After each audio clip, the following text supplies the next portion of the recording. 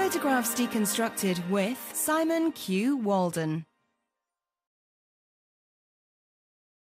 When I saw this little chunk of woods with all these kind of random branches poking around, I knew instantly that I wanted to put Lou inside it.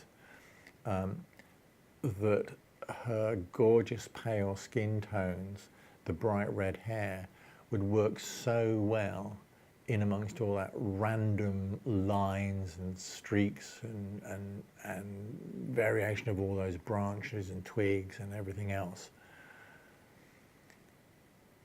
That contrast between the two is so effective in this image.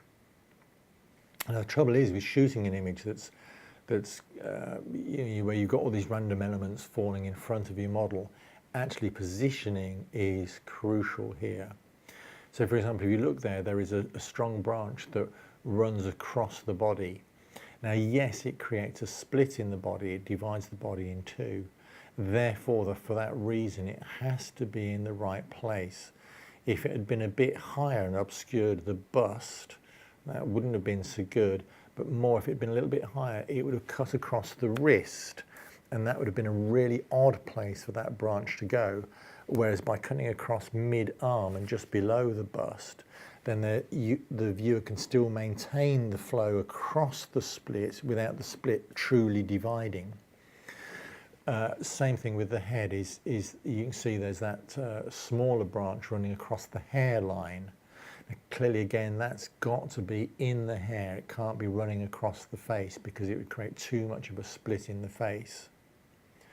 So although it's a very random space, by adjusting the model's pose and adjusting your camera position, you can make the most of that randomness without actually breaking the image.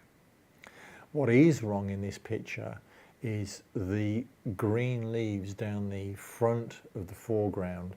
They're too strongly coloured, and I'm going to go back and reversion this image to desaturate those out because they pull the eye too much.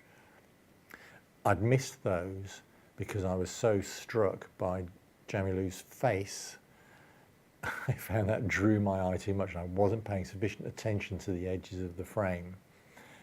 But you know, that's easily resolved in post-processing.